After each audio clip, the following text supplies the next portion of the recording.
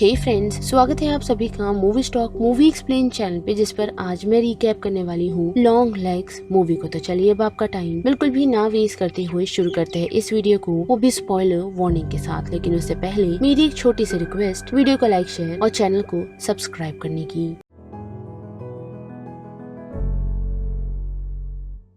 Film की शुरुआत Oregon से दिखाई जाती है और ईयर है 1970s का, जहां हम एक छोटी लड़की को पोलराइड कैमरा के साथ देख पाते हैं, जो एक मिस्टीरियस आवाज को फॉलो करते हुए घर के पीछे चली जाती है, जहां उससे बात करने के लिए यानी कि उसे अप्रोच करता हुआ एक अजीब सा शख्स पहुंचता है, जो कि पूरी तरह पेल है और साथ ही उसका फेस वाइट है। लेकिन उसी के साथ वो अजीब सा शख्स उस छोटी बच्ची को ये कहता है कि उस बच्चे का जल्द ही बर्थडे आने वाला है। जिसके बाद कहानी बढ़ती है 1990s की तरफ, जहां हम FBI की न्यू रिक्रूट एजेंट ली हार्कर को देख पाते हैं, जो अपने पार्टनर के साथ एक केस पर काम कर रही थी। पर अनफॉर्चुनेटली उसे किसी चीज का वहाँ इंट्यूशंस होते हैं, मानो जैसे जिस शख्स को वो लोग वहाँ ढूंढने के लिए आए थे वो पास ही के घर में छुपा हुआ है। जिसकी बातों पर पहले तो उसका पार्टनर भरोसा नहीं करता, लेकिन ली के कहने पर वो उस दरवाजे पर जाकर नॉक करता है और देखते ही देखते वो शख्स जो अंदर मौजूद था उसे शूट कर देता है, जिस वजह से उसके पार्टनर की डेथ हो जाती है और ली की नजर उस शख्स पर पड़ती है। लेकिन उसके तुरंत बाद हम देख पाते हैं कि ली पर कुछ टेस्ट किए गए थे, जिन टेस्ट में ली कामयाब हुई है और साथ ही उसे उन लोगों ने एक साइकिक मान लिया है, क्योंकि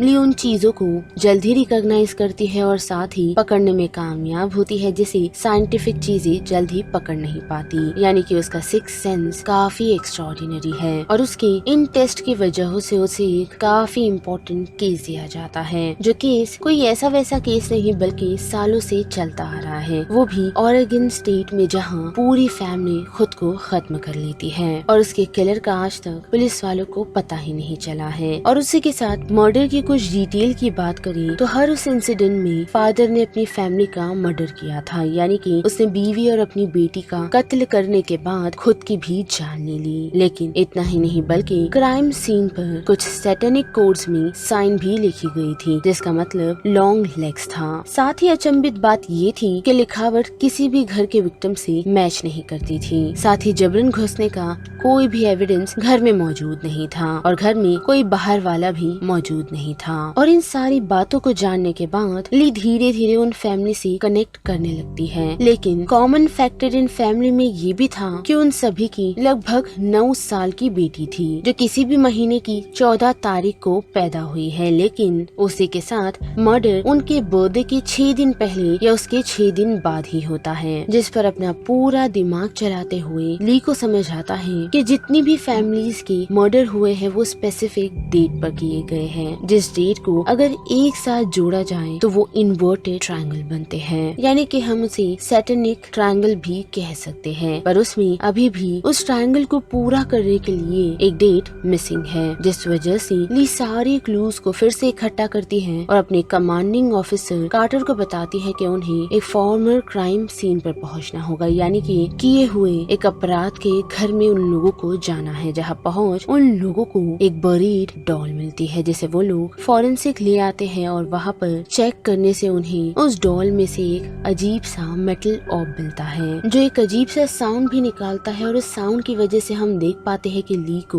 वॉयलेंस फ्लैशेस आ रहे हैं, यानी कि जैसे कि मैंने कहा ही कि ली एक साइकिक है, जिस वजह से उसे उस साउंड को सुन वॉयलेंस के फ्लैशेस आने लगते हैं, जो चीज वहाँ खड़ा डॉक्टर भी एडमिट करता है, क्योंकि उसे ऐसा लगता है कि उसने उस डॉल के करीब जाकर अपनी एक्स वाइफ का नाम सुना है, जिन बातों पर कार्टर को भरोसा नहीं। लेकिन फिर भी ली ये थियरी रखती है कि शायद लॉन्ग लेग ने सभी को एक सिमिलर डॉल भेजी होगी, जिनके अंदर यही सिमिलर ऑब होगा और शायद वो किसी तरह से इविल एनर्जी उन लोगों के अंदर जनरेट कर रही थी और साथ ही उनकी सोच को भी इन्फ्लुएंस कर रही थी। पर कार्टर उसे कुछ नहीं कहता और हम देख पाते हैं कि ली अपनी मदर रूथ को मिलने के लिए जाती है, जहां उसे अपने चाइल्डहुड चेस बॉक्स में से उसके पुराने पोलरॉइड्स मिलते हैं, जिस पिक्चर को चेक करते हुए ली को उसके अंदर उसी पेल फेस्ड मैन की फोटो मिलती है, जिस शख्स को हमने फिल्म के स्टार्ट में देखा था, जिससे उसे पता चलता है कि उसकी ऑलरेडी मुलाकात लॉन्ग लेग से हो चुकी है। और उस कारण ली उस फोटो को ले जाकर FBI में सबमिट कर देती है, जिस वजह से वो लोग लॉन्ग लेग को ट्रैक कर उसे अरेस्ट करने में कामयाब होते हैं। पर इंटेरोगेशन रूम में लॉन्ग लेग्स ली से मिलने की इच्छा जताता है, जिस वजह से ली उसे मिलने के लिए पहुंचती है और इंटेरोगेशन रूम में हम देख पाते हैं कि वो ली को बताता है कि वो नीचे रहने वाले शख्स को सर्व करता है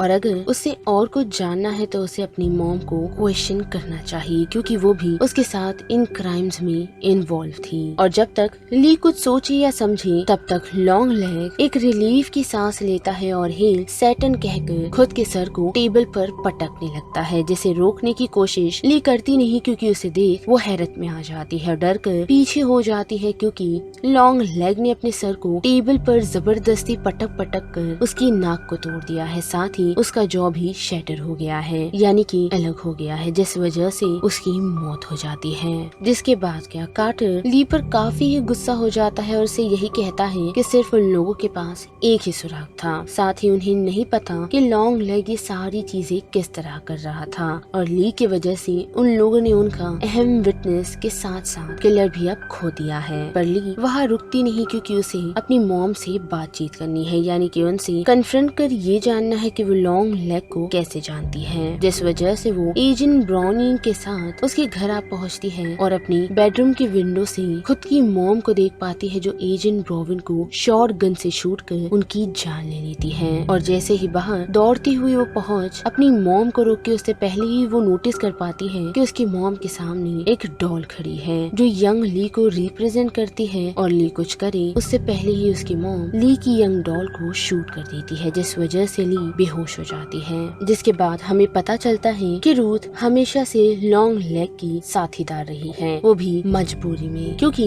जिस दिन ली का एनकाउंटर लॉन्ग लेग से हुआ था तो वो उसी रात उन लोगों पर अटैक करने के लिए पहुंच गया था, जिस वजह से रूथ को फोर्सफुली एक डिसीजन और एक चॉइस करनी पड़ी कि वो उसके मर्डर में उसकी बेटी के साथ उसका साथ देगी और साथ ही उसके रिचुअल में भी, जिस वजह से लॉन्ग लेग ने उन दोनों की जान बख्श दी। और इसी वजह से वो ट्रायंगल में एक बर्थडे मिसिंग था, जो और किसी का नहीं बल्कि ली का था। लेकिन तब से ही लॉन्ग लेग्स रूथ की यानी कि ली के बेसमेंट में रह रहा था, जो हमेशा से डॉल को बनाता रहा, जिसके अंदर वो सैटेनिक मैजिक को इन्फ्यूज करता था और उसे रूथ को दे देता था, ताकि वो एक नन बन उन डॉल्स को चर्च का गिफ्ट बताते हुए उन लोगों के घर डिलीवर कर दे, जो रूथ की मॉम हमेशा करती आई है। और साथ ही हमें ये भी पता चलता है कि ली की एक अपनी डॉल भी है, जो उसे बचपन से लॉन्ग लेग के सैटेनिक इन्फ्लुएंसेस दे रही थी। जिसके बाद बेसमेंट में उठते ही ली को कॉल आता है, जिसे आंसर करते ही उसे पता चलता है कि वो रूबी की पार्टी के लिए लेट है। पर उसी के साथ ली को रियलाइज होता है कि एजेंट कार्टर की बेटी रूबी का आज 9th बर्थडे है और कार्टर की डेथ से वो लॉन्ग लेग के उस ट्रायंगल को पूरा कर सकता है, जिस वजह से ली हार्श ड्राइव कर कार्टर के घर तो पहुंच जाती है, लेकिन नोटिस कर पाती है कि उसकी मॉम ऑलरेडी वहाँ डॉल के साथ बैठी है, जो ऑलरेडी उस डॉल से पजेस हो चुके हैं और ली की कोई भी बात नहीं सुन रहे। जिसके साथ साथ कार्टर अपनी वाइफ को किचन में ले जाकर उसका मर्डर कर देता है और जैसे ही ली की तरफ और साथ ही उसकी बेटी रूबी की तरफ उसे मारने के लिए बढ़ता है तो ली उसे शूट कर देती है, ताकि वो रूबी को प्रोटेक्ट कर पाए। पर उससे चिढ़ रूथ अपने बैग से एक डैगर निकालती है, वो भी सैटर्न को प्रेज करते हुए, जिस वजह से ली को फोर्सफुली अपनी मॉम को भी शूट करना पड़ता है। जिसके साथ साथ रूबी उस डॉल के पास ही थी, जिस वजह से वो उसे अपने पास खींच डॉल को शूट करने की कोशिश करती है, पर अनफॉर्चुनेटली उसकी गन खाली हो चुकी है। और जब वो रूबी को अपने साथ चलने के लिए कहती है तो हम देख पाते हैं कि वो एक ही जगह फ्रोजन खड़ी है, वो भी उस डॉल के पास, जिसका मानो कोई इमोशन ही नहीं। और उसी के साथ हम लॉन्ग लेग को देख पाते हैं, जो सैटर्न को अभी भी हील कर रहा है। और यहाँ पर लॉन्ग लेग्स मूवी खत्म होती है, जिस बारे में अब आप सभी की क्या राय बनती है उसे लेकर आप मुझे कमेंट सेक्शन में बता सकते हो। साथ ही वीडियो पसंद आई तो वीडियो को लाइक शेयर और चैनल को सब्सक्राइब करना मत भूलिएगा। बाकी मैं मिलूंगी आपसे फिर किसी मूवीज या सीरीज की रिकैप के साथ। तब तक के लिए आप movie stock movie explain channel के बाकी वीडियोस को एंजॉय कीजिए। Till then bye.